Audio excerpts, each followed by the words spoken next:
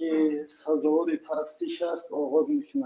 الحمدلله رب العالمین و العاقبت لأهل التقوى والیقین و الصلاة و السلام علی اشرف الانبیاء و المرسلین و علی آله و اصحابه اجمعین. اولا از خداوند منان مسئلت میکنیم که خود گوینده و شنوندگان و بینندگان را توفیق بر طاعت، پرهیز از معصیت کرامت فرماید. موضوعی که امروز در این برنامه آنلاینی صحبت کردنی هستیم تمام موضوعی که پیشتر صحبت کرده بودیم در باب نماز است. البته هر یک فرد مسلمان می‌داند که نماز عبادتی هست که چنانکه پیامبر صلی الله علیه و سلم در حدیث مبارکشون فرمودند با روایت جابر که امام احمد روایت کرده است، نماز کلید جنت است. و یک حدیث هم در ذهنم آمد با روایت امام بخاری است که پیامبر صلی الله علیه و سلم می‌فرماید کل امتی یدخلون الجنة الا من ابی. حضرت پیغمبر صلی الله علیه و سلم گفتند همه امت من داخل جنت می شود مگر کسی که جنت را خود نخواهد. قیل من ابا یا رسول الله صلی الله علیه و سلم. مرد تعجب کردند و گفتند که جنت همینقدر مقام عالی، همینقدر مقام بلند، چگونه کسی جنت را نمی خواهد؟ رسول اکرم صلی الله علیه و سلم گفتند که من اطاعنی دخل الجنة و من عصانی فقط ابا. رواه البخاری. یعنی کسی که اطاعت مرا میکند داخل جنت می شود و کسی که بیفرمانی مرا میکند او جنت را خود نمیخواهد. البته پیش از آن که انسان وارد نماز شود یا بالای سجاده برآید، البته همگان میدانند که او باید طهارت داشته باشد، چون که پیامبر صلی الله علیه و سلم در همین حدیث فرمودند که یعنی نماز کلید جنت است و کلید نماز طهارت است. یعنی طهارت هم فایده های مادی دارد هم فواید معنوی دارد. یعنی ما ببینیم حتی خود طبیبان غیر مسلمان هم اعتراف میکنند و اعتراف میکنند که در کشورهایی که جامعه های مسلمان نشین بسیاری افراد از بسیاری کسلی هایی که از سبب شستشو نکردن گرفتار میشن، چون که چی پسر بچه و چی دختر بچه وقتی که به سن بلاغت میرسند و شستن اعضاهای خود مشغول میشوند و دست خود روی خود را شستشو میکنند و به اصطلاح امروزه از بسیار ویروس ها هم امین میمونند. این یک نعمت بزرگی است. البته خداوند انسانیت را آفرید و همه برد و باخت آن را در قرآن عظیم شان معین کرد و توسط پیامبر علیه السلام و علمای را به مردم بازگو نمود و ارشاد نمود که باید بندگان همه وقت اطاعت خداوند را کنند، چون که الله سبحانه و تعالی انسانیت را برای عبادت آفریده است. طهارت به درجه عالی بلند است که حتی در خود کتاب نام حق میگوید که چون بیاری طهارت ظاهر باطن نیز حق کند طاهر. وقتی که انسان بیرون خود را ظاهر خود را شستشو میکند امید است که خداوند باطن او را نیز پاکیزه میگرداند. و حتی لباس های نمازخوان باید که پاکیزه باشد، یعنی آلوده نباشد. این یک نعمت بزرگی است که وقتی که انسان نمازی است با نماز سر و کار دارد همه وقت در پی خود است که باید لباس های او شستشو باشد، یعنی لباس های چرکین یا لباس های کار نشویه هم نداشته باشد و کوشش کند که با لباس های شینه و با لباس های آزاده پیش خداوند یعنی عبادت خداوند را انجام بدهد و پشت هر نماز هر دعایی که هر مقصدی که هر مرامی که دارد دعا کند. امید است که دعای او قبول می شود. و در یک حدیث دیگر نیز آمده است که حضرت بلال رضی الله تعالی عنه را پیامبر صلی الله علیه و سلم میگویند که یا بلال تو چه عملی نیک داشتی که در شب معراج صدای کفش های تو را پیش پیش خودم شنیدم. این بسیار مقام عالی و مقام بلند است. حضرت بلال رضی الله تعالی عنه میگوید که عملی نیک را نمیدانم، اما هر وقت ها که طهارت کرده باشم 2 رکعت نماز خوانده. به اصطلاح یعنی شکر وضو میگن یا تحیت وضو میگن. مردم ما تاجیکان شکر وضو میگن، هرچند که این فرض نیست، واجب نیست، امر استحبابی است، اما حضرت بلال رضی الله تعالی عنه پیوسته این عمل را انجام میدادند و به سبب این قدر درجه عالی برای او صاحب شدند. انسان کوشش میکند که همه وقت به عمل صالح سر و کار داشته باشد. ما ببینیم قرآن عظیم شان خداوند در سوره عصر میفرماید: استعذ بالله والعصر ان الانسان لفی خسر الا الذين آمنوا وعملوا الصالحات وتواصوا بالحق وتواصوا بالصبر. خداوند به وقت نماز عصر یا به یک عصر که عبارت از 100 سال است قسم یاد میکند که انسان، یعنی جنسیت انسان در زیان است، مگر در زیان است کسانی که ایمان آوردند و عملی صالح کردند که نماز خواندن از این جمله عملهای صالح است. و انسان وقتی که بالای سجاده میبراید، البته عادت و فعلهای قولی و فعلهای عملی مخصوص خود را دارد. او البته اول نیت میکند. پیش از همه تاکید است که خداوند در قرآن عظیم شان فرموده است: استعذ بالله و ما امروا الا لیعبدوا الله مخلصین له الدین. یعنی بندگان مأمور نشدند مگر مأمور شدند در سوره بینه به عبادت کردن خداوند با اخلاص. یعنی اخلاص چی است؟ اخلاص کار دل است. وقتی کار دل میگیم، در وقتهایی که در مکتب میانه میخوندیم در اونجا درباره فعالیت کار دل گفته شده بود. البته دل چیزی هست که از اون خداوند آگاهی دارد و نیت‌های نماز هم با دل میشود. هم با زبان گفتن او قصد با همراهی لفظ افضل است میگویند.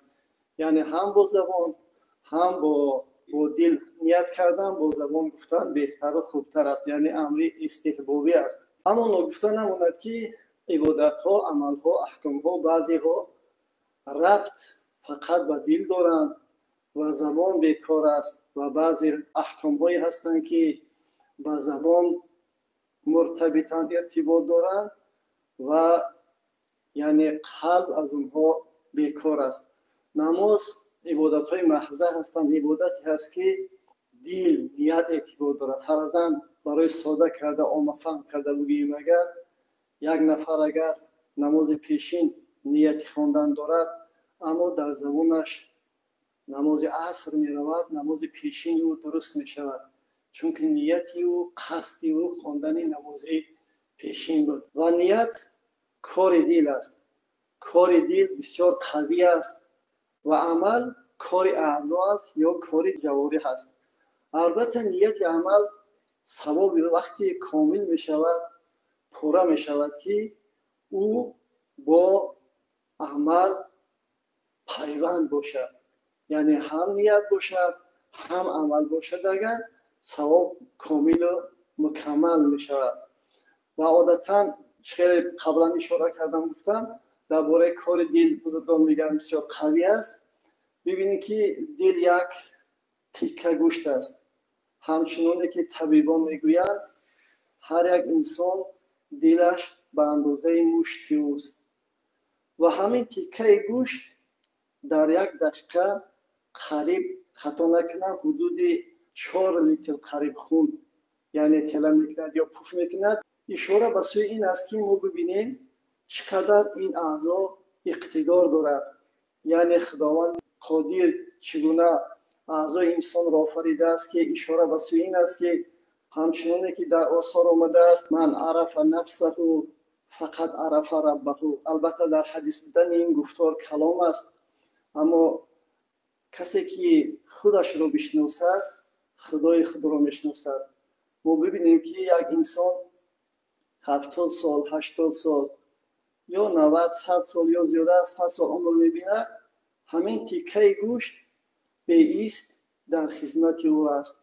به تعمیر یگان عضو او، به تعمیر یگان جزء او، یک کش انسان در خواب است، در بیداری است، در کجایی که نباشد، شب است، روز است، جوان است، پیر است، این اعضای او در حرکت است. این روز یگان قدرت به این درجه اسباب قادری ساختن نیست که اینقدر قدرت و توانایی داشته باشد که در مدت 70 80 یا 100 سال به ایست برای انسان خدمت کند. البته شکرانه میخواهد. البته سخنهایی که ما میگیم بیشتر برای مردم عامه است، چون که اهل علم که با کتاب سر و کار دارند از این احکام‌های شرعی یعنی خبر دارند، آگاهی دارند و فکر میکنم هم نیاز به گفتگوی ما هم ندارند و ما بسیارتر برای عامه مردم صحبت میکنیم. در اینجا میگویند که خدا توفیق اشتیاق عبادت میکند. نام حق اولی کتاب چهار کتاب بسیار خوب ساده روان فرموده است که میگوید حیات داد، صحت داد، قدرت، همین توفیق باشد بهر طاعت. مکو دیگر بهانه نکند، نمازت را همه باید ادا کرد.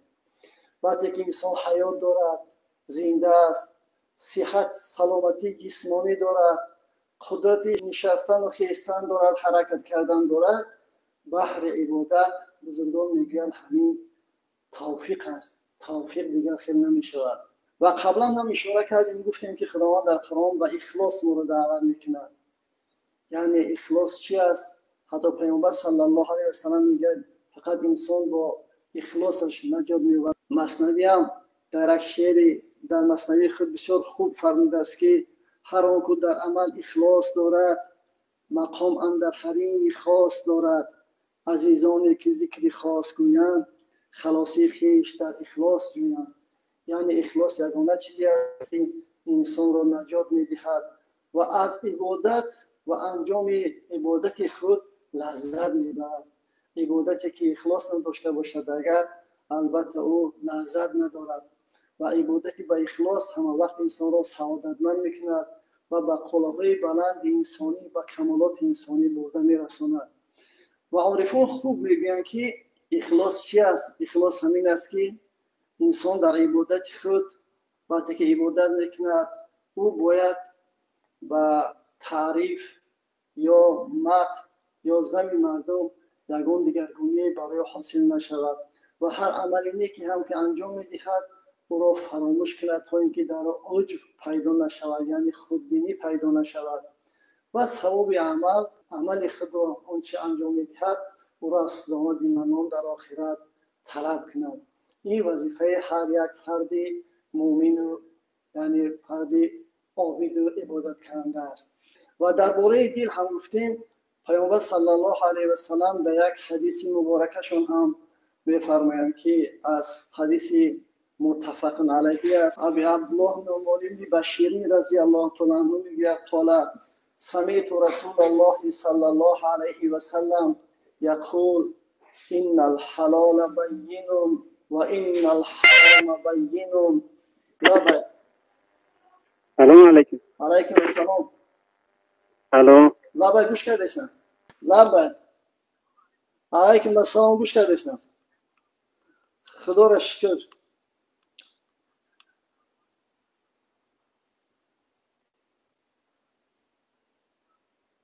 سلامت باشین غازی. دوستان سوال میدین که در وقت نماز خواندن اگر سنا یا اینکه عادتاً چخیلی که گفتن خواندن سبحانک اللهم را فراموش کند باید سجده سهو انجام دهد. البته هر یک فردی که با خواندن کتاب‌های فقهی مشغول است یا شروع دارد در شرایط فعلی با همه زبان‌ها البته همه احکام‌های شرعی طبع و نشر می‌شوند. البته انسان وقتی که خواندن سبحانک اللهم در نماز یا خواندن ثنا سنت است، وقتی که ترک سنت می شود یعنی فراموش میکند و سبحانک اللهم را نمیخواند، البته انسانی که در خاطر داشته باشد که یا قصداً ترک نمیکند، چون که نماز عبادت است، عبادتی است که با ذکر و فعلی و قولی شامل است. فراموش کرد اگر سجده سهو برای او لازم نمیشود. یعنی سجده سهو و ترک واجب میشود یا با تأخیری فرض میشه یا با تأخیری واجب یا با تکرار واجب. اما در ترک یعنی سبحانک اللهم سجده سهو لازم نمیشود. فکر میکنم که دوستان جواب خودشون گرفته باشند. در همون حدیثی که از نعمان بن بشیر رضی الله تعالی روایت کردند که پیامبر صلی الله علیه و سلم گفتند، تاکید کردند ان الحلال بین و ان الحرام بین و بینهما امور مشتبهات لا یعلمهن کثیر من الناس.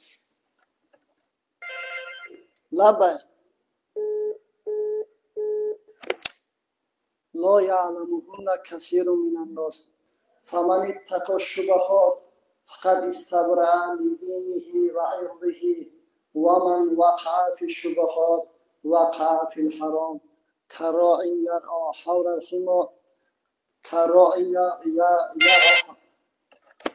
لبى عليكم السلام. خدا را شکر شما نازنین تنجه سلامتین بی‌مالول گپ زن.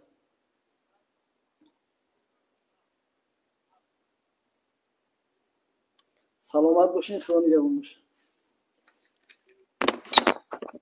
یعنی برادرم سلام میگه. لبه. الو. علیکم السلام. خدا را شکر. خدا را شکر. سلامت باشین، خدا شری بخیر. بی‌مالول. سلامت باشین، خدا نگهدارتون باشه. خب. سوالی که دادن، اول کسی که یعنی استعاذه اعوذ بالله گفتن رو در نماز فراموش کرد و با نماز شروع کرد و خوندن سوره فاتحه. البته در ابتدا وقتی که انسان شروع میکنه با اعوذ بالله و بسم الله شروع میکنه و بعد در رکعت‌های بعدی تسمیه میگوید، یعنی بسم الله الرحمن الرحیم میگوید و خواندن سوره فاتحه را آغاز میکنه و حکمش هم در امر سنت است. سوالی که بعداً دادن که در نماز با وسواس گرفتار میشه، البته خود هر کسی که نباشد بالای سجده میبراید، کی که نباشد خود در خاطره و هر گونه فکرها و هر گونه خیالها پیدا میشود. اما انسان وظیفه‌دار است که با آنها باید اهمیت ندهد و روی سجده باشد و بداند که از دنیا چی میبرد، فقط همه هوش و گوش و خیال خود بر نماز باشد و به یک خاطر جمع نماز خود را ادا میکند. وقتی که تسبیح میگوید یا قرائت سوره فاتحه میکند یا که ضم سوره میکند، در همه حالتها فقط خداوند را پیش رو کند، بداند که از دنیا چیزی که عارفان میگویند از دنیا به اما اندازه سجاده خود نصیب او میگردد. حتی ما ببینیم پیشترم گفتنی بودیم در ابتدا دست میبردارند برای نیت کردن. این هم امر شرعی است، توقیفی است. البته در برداشتن دست اختلاف وجود دارد بین دانشمندان، بین فقها. در خود مذهب نزد امام ابو حنیفه رحمت الله علیه تا برابر گوش برداشته می شود. یک اشاره شمین است که آدمای ناشنوا تا اینکه بینند که و بدانند که نماز شروع شد. اما عارفان بسیار یک تحلیل بار دیگر کردند که میگن به این مضمون است که انسان هر چی که دارایی که دارد از خود پشت سر میپرتوید و تنها دست خالی به آخرت سفر میکند. وقتی که چنین احساسات در وجود شخص نمازخوان باشد، البته او با یک خاطر جمع به یگان خیل وسواس نماز خود را ادا میکند و از نماز خود بهره میبرد و راحت میکند و نماز او را برای راست، برای صراط المستقیم هدایت میکند، چون که نماز هم معراج بنده مؤمن است، یعنی انسان را به درجه عالی برده میرساند. و در حدیثی که گفتیم در باب لا یعلمهن کثیر من الناس فمن اتقى الشبهات فقد استبرأ لدینه و عرضه و من وقع فی الشبهات وقع فی الحرام كراع يرعى حول الحمى یوشک ان یرتع فیه. الا و ان لكل ملك حمى الا و ان حمى الله لا يعلمهن كثير من الناس فمن اتقى الشبهات فقد استبرأ لدينه وعرضه ومن وقع في الشبهات وقع في الحرام كالراعي يرعى حول الحمى يوشك أن يرتع فيه ألا وإن لكل ملك حمى ألا وإن حمى الله محارمه ألا وإن في الجسد مضغة إذا صلحت صلح الجسد كله وإذا فسدت فسد الجسد كله ألا وهي القلب. مبینیم یعنی قلب انسان پادشاه وجود انسان است. وقتی که قلب انسان اصلاح شود تمام وجود انسان اصلاح می شود و همیشه او برای راست برای صراط مستقیم حرکت میکند یا که عمل میکند. در باب نیت گفتیم که نیت وابسته به یعنی هم به قلب وابستگی دارد و هم بعضی عمل‌های هستند که به زبان وابستگی دارد. خصوصا نماز یعنی روزه زکات اینا به قلب انسان وابستگی دارند و هر نیتی که داشته باشد در قلبش همون است. اما بعضی عمل‌هایی هستند بعضی احکام‌هایی هستند که آنها به زبان وابستگی دارند. از آن جمله نکاح یا اینکه قسم یا اینکه طلاق اینا چیزایی هستند که به زبان انسان وابستگی دارند و قلب از اینها یعنی بیکار است. هر آنچه که از زبان او شنیده می شود و گفته می شود همان اعتبار دارد. همچنین که فرض کنیم در باب اقرار هم یک نفری اگر از یک نفر قرضدار باشد وقتی که 100 سوم قرضدار باشد اگر 200 سوم اقرار کند در ذمه او 200 سوم میگردد، اما برای اون شخصی صاحب مال حلال نیست که حق زیادتی از این آدم یعنی طلب کند. و دیگر اینکه پیامبر صلی الله علیه و سلم در حدیث مبارکشون فرمودند که ثلاثون جدهن جد و حزلهن جد، یعنی سه کاری هست که جدیش هم جدی هست و حزلش هم جدی است: النکاح و طلاق و الیمین. و بعضی روایت ها اطلاق یعنی تا که آزاد کردن بنده هم آمده است. یعنی الفاظ نکاح یا طلاق اینا چیزی هستند که به زبان انسان وابسته است. اگر نفری هم که در وقتی که نفس خودش رو میبخشد یا که در حالت لبه علیکم السلام بیمالو گردیم سلامت باشین خیلی یا باشین. این برادر سوال میگه که وقتی که انسان بر رکوع میرود در رکوع تسبیح رکوع را فراموش میکنه، یعنی سبحان ربی العظیم را فراموش میکند.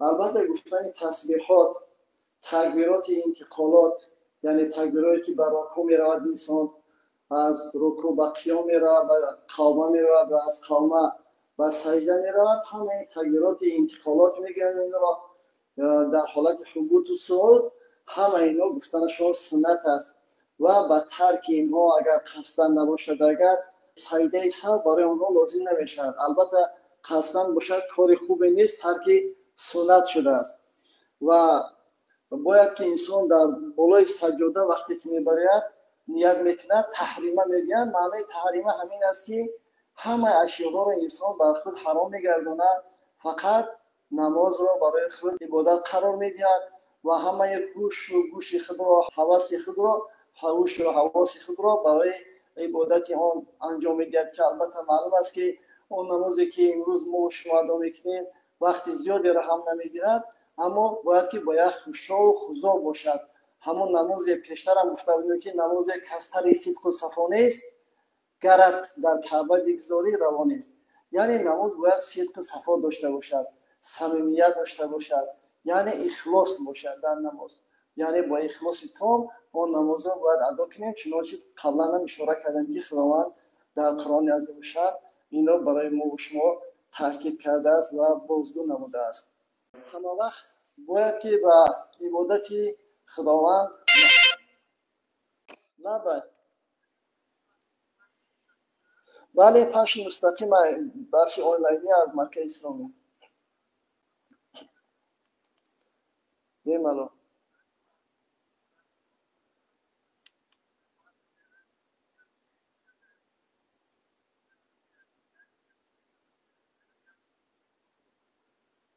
سلامت باشین. خدا نگهدار. خب این دوست ما سوال می‌دهد که در رکعت آخران در نمازهای رباعی یعنی 4 رکعت وقتی که در نماز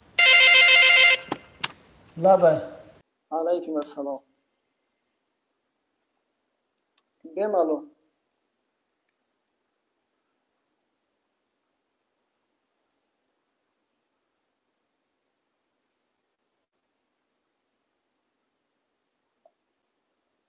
خب سلامت باشین. خدا نگهدار.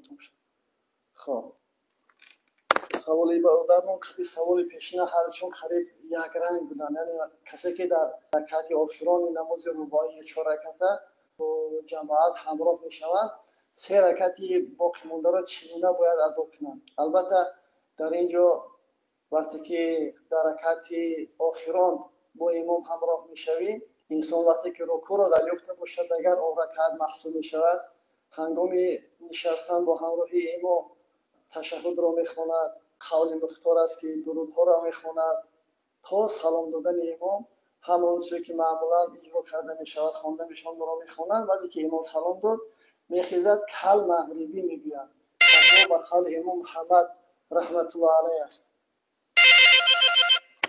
لبه السلام علیکم. علیکم السلام. بمالا بخش مستقیمه بمالا سواب بیم.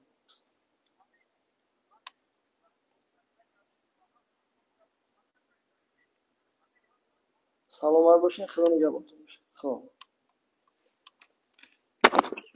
وقتی که رکعت 4 فتح افتیم به قول امام محمد رحمت الله علیه است باقی مونده را کل مغربی میخواند. البته قاعده اصولی است که هر یک نمازی که 2 رکعت شد او قاعده دارد، قاعده واجب است. یک رکعت با سوره میخواند میشیند اتحیات را میخواند بعد فارغ شدن از یعنی از امام یعنی وقتی که امام سلام داد و باقی مونده نمازهای خود میخواند در اصطلاح فقهی مسبوق میگن دارد مسبوقانه یعنی حکمی منفرد دارد و تنها گذارد با اعوذ بالله و بسم الله سر میکند میخواند یک رکعت میشیند اتحیات میخواند با خیزه رکعت و سوره رکعت دیگر بیزه میسوره یعنی یک رکعت با زمی سوره میخواند و یک رکعت دیگر به سوره تنها سوره فاتحه میخواند و نماز را به اتمام میرساند. با بعضی دانشمندان دیگر هم گفتند که کل مغربی یعنی 2 رکعت دیگر میخواند میشیند اتحیات میخواند و میخیزد یک رکعت دیگر به سوره یعنی به زمین سوره میخواند و نماز خود را به اتمام میرساند. دوست دیگری ما که سوال دادن یعنی سجده کردن به چند اعضا.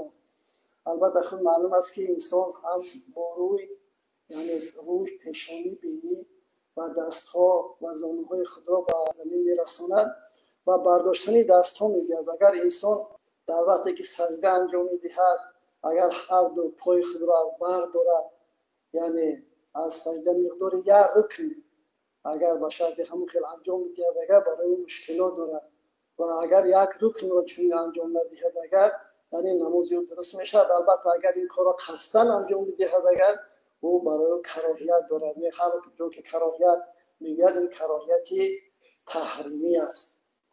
و اون کل مغربی یعنی هم میشد من حیث قرائت ادا کرد هم میتواند که به مانند ترتیب یعنی نماز شام که 2 رکعت دیگر میخواند و 1 رکعت خونده بعد نماز خود را به اتمام میرساند.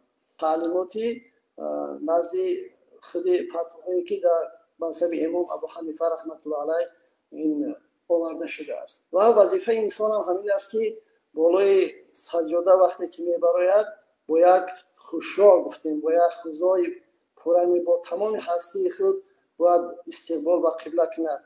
اخلاص گفتن چنانچه که در حدیثی که حضرت عمر ابن خطاب رضی الله تعالی عنه روایت کردن که در موضوع گذشته گفته بودیم وقتی که میپرسند که اخبرنی عن الاحسان یعنی احسان را محدثین به معنای اخلاص شرح دادن میگن که تعبد الله کانک تراه فإن لم تکن تراه فإنه یراک یعنی عبادت خداوند را همچنانی که گویا که تو رو میبینی.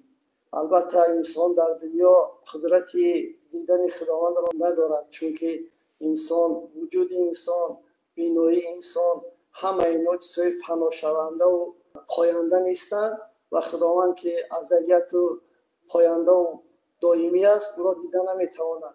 اما عادتا انسان وقتی که بیند یک راهبر یا که یک سردار او را نظاره میکند همون عملی فرموده او را با تمام هستیش انجام میدهد و این چنین وقتی که انسان بالای سجاده میبراید پیامبر صلی الله علیه و سلم گفتند که تعبد الله کانک تراه فان لم تکن تراه فانه یراک، یعنی الله سبحانه و تعالی تو را میبیند و میداند که با چه مقصد و با چه نیت عمل کرده ایستاده ای و چگونه عبادت میکنی، چون که خداوند از قلب‌های انسان آگاهی دارد و ما ببینیم در بسیار جاهای قرآن خداوند به قلب اشاره میکند و امروز هم خیلی گفتیم طبیبا اثبات کردند که دل چگونه اعضای مقتدر است، چقدر اعضای توانا است و باید انسان همیشه با دل پاک با نیت پاک و عبادت خداوند منان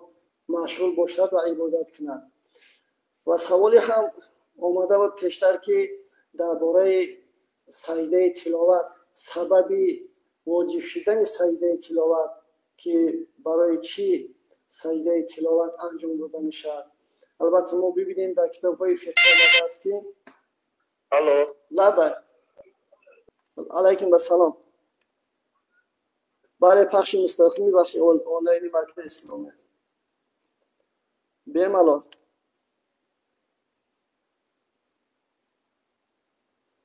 قبول است. حاضر در مورد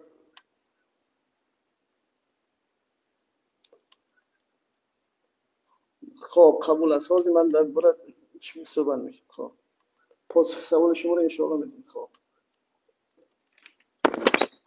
سوالی که پیشتر آمده بود در باب سجده تلاوت تکرارا نمی باب سجده تلاوت، البته سجده تلاوت در کتاب‌های فقهی آمده است که تجیب و سجدتون بین تکبیرتین، یعنی سجده تلاوت یک سجده است بین دو تکبیر برای حبود یعنی فرآمدن و خیستن ارتفاع بلند شدن.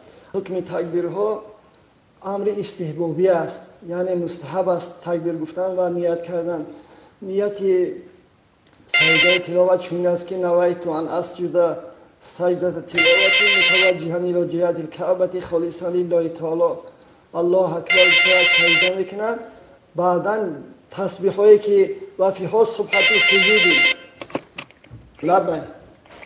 السلام علیکم و رحمت الله و برکاته. علیکم السلام و رحمت الله و برکاته. گوش کردیم خواهد. علیکم السلام و رحمت الله و برکاته. بهم الان رفت.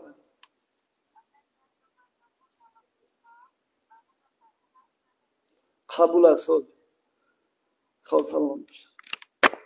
خواهرمون فراموش نکنه میگن نه با زبان نیت کردن نماز، یعنی سجده و فیها سبحت سجود، یعنی در سجده تلاوت تسبیح های سجود است. آن تسبیح هایی که در سجده گفته میشه سبحان ربی الاعلی، همین رو 3 بار یا 5 بار یا 7 بار به اندازه تسبیح ها رو میگوید و این دعا را بعد خیستن بعد الله اکبر گفتن که حکم تکبیر ها گفتیم مستحب است، اما خود سجده فقط واجب است نزد ابو حنیفه رحمت الله علیه. وجوبیت سجده تلاوت فوری نیست. ما بینیم اگر حج فوری است، اگر امکانات حجی برای انسان پیدا شد و باید در حال حج را انجام بدهد، اما سجده تلاوت هر وقتی که لبه علیکم السلام و رحمت الله.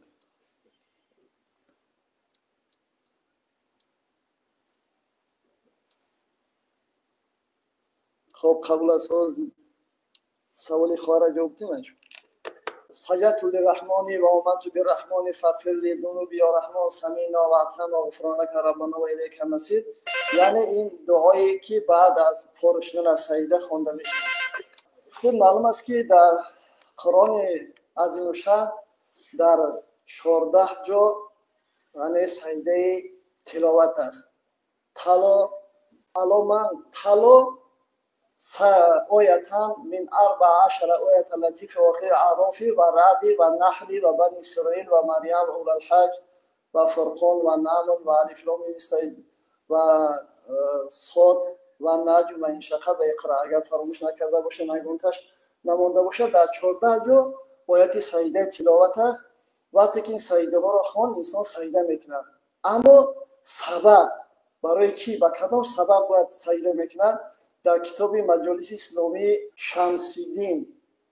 شمس‌الدین مستور در همونجا صد در کتاب همون آورده شده است که نفری از همین قاضی شمس‌الدین میپرسند که سببی یعنی اشکالی دارم. میگن دانشمندی با نام شرف الدین، خطا نکنم شرف الدین منیری، سوال میگن که در خود آخری فتوای خلاصه آمده است سبب سجده کردن تلاوت به چی خاطر است؟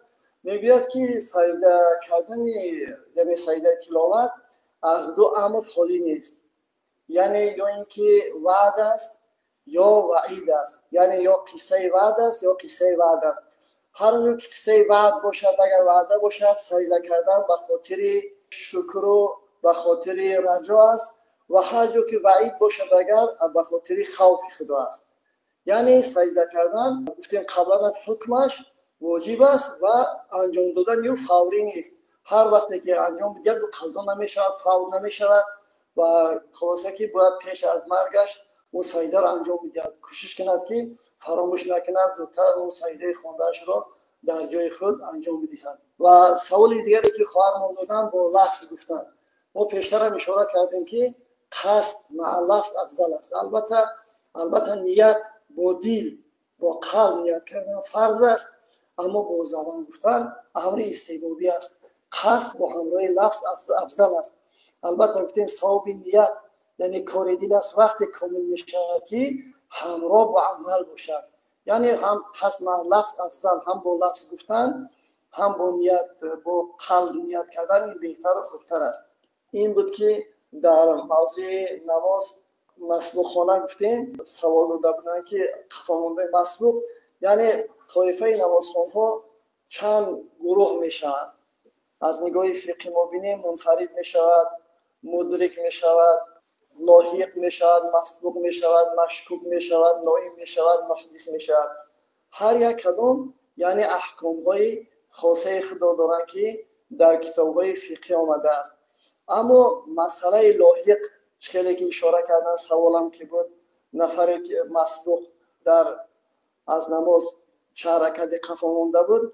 در یک کتاب فقهی آمده است که حضرت معاذ ابن جبل رضی الله تعالی عنه وقتی که مسبوق شدند با همراه پیامبر صلی الله علیه و سلم نماز خواندند و بعد از نماز خواستن مسبوقانه مابقی نماز را ادا کردند. پیامبر صلی الله علیه و سلم حضرت معاذ رضی الله تعالی عنه پرسان شدند که چی شد که مسبوقانه ادا کردی؟ پیشتر در ابتدای اسلام وقتی که نفری که از قفا میماند از نماز اول او را ادا میکرد بعدتر با جماعت شریک میشید. حضرت معاذ بن جبل رضی الله تعالی عنه گفتند که یا رسول الله در قول با شما مخالفت نکردم، نخواستم که در فعل هم با شما مخالفتی داشته باشم. و این رفتار حضرت معاذ بن جبل رضی الله تعالی عنه برای پیامبر صلی الله علیه و سلم بسیار خوش آمد و پیامبر صلی الله علیه و سلم گفتند که حسنه ای که حضرت معاذ بن جبل رضی الله تعالی عنه انجام داد شما این را پیروی کنید. و آن وقت یعنی این مسبوقانه بعد فارغ شدن امام از نماز ادا کردن با امر رسول اکرم صلی الله علیه و سلم و با فعل معاذ رضی الله تعالی عنه برای ما فریضه شد که یعنی وقتی که انسان مسبوق میشود از نماز قفا میموند، وقتی که امام سلام داد مابقی نماز را همچون شخص منفرد باید انجام دهد.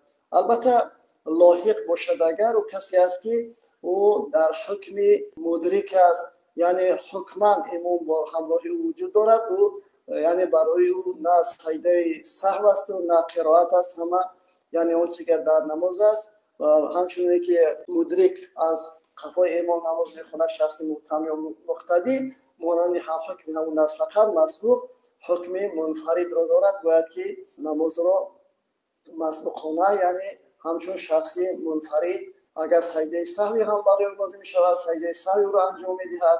تمام احکام چرا منفردانه همچون شخص تنهاگذار انجام می دهد. و این احکامی بود که در باب یعنی مسبوق یا اینکه لاحق ما گفتیم. البته باز محدث است، مشکوک است، نایم است، اینا احکام‌های علاهیده خاصه خود را دارند که در کتاب‌های فقهی اینا همه بیان شده است. و نگفته نماند که در مذهب امام ابو حنیفه رحمت الله علیه متابعت کردن مقتدی، این هم سوال بود پیشتر که در مذهب ابو حنیفه متابعت امام واجب است. البته ما در نماز هم متابعت داریم و هم موافقت داریم و هم مخالفت است. در نزد امام ابو حنیفه رحمت الله علیه متابعت است. معنی متابعت همین است که لحظه بعد از امام انجام داده میشه. یعنی چنانچه امام وقتی که در راه اکبر میرسد مقتدی از حمزه الله آغاز میکند، اما در ابتدا باید که موافقت باشه، یعنی موافقت برابر امام انجام دادن، یعنی برابر امام انجام دادن. در نزد امام شافعی رحمت الله علیه موافقت است و نزد ابو حنیفه رحمت الله علیه متابعت است و مخالفت است. مخالفت می شود که اگر مخالفتی که پیش از امام به سجده برود یا پیش از امام برکار رود، البته این کاری ممنوع است یا به اصطلاح فقها این را حرام می‌گویند. اما مخالفت می شود که به عذر می شود، چنانچه می شود که حالت ازدحام است، مردم زیادی هست، روی سجده کردن نیست، اینجا ذره تأخیر میکند. این یگان کراهیت یا که نامشروعی ندارد تا اینکه جای خود را بگیرد بعدا اون سجده خود را انجام بدهد. البته خیلی قبلا هم گفتیم در شرایط فعلی هر یک احکام ها با تمام زبان ها و طبع نشر میرسند.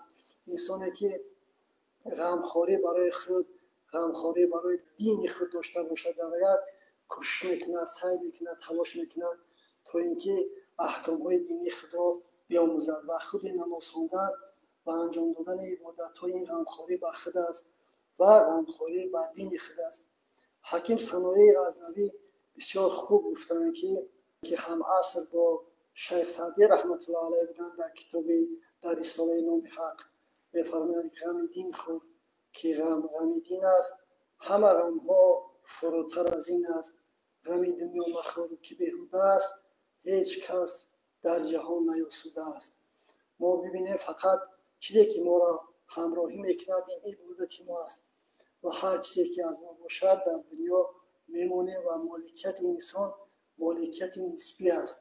انسان مالکیتش مالکیت مطلق نیست، یعنی هر جا که وقتی که انسان چشم میپوشد با خود هیچ را بردن نمیتواند. از این معلوم میشود که مالکیتش مالکیت مطلق نیست، مالکیت نسبی است.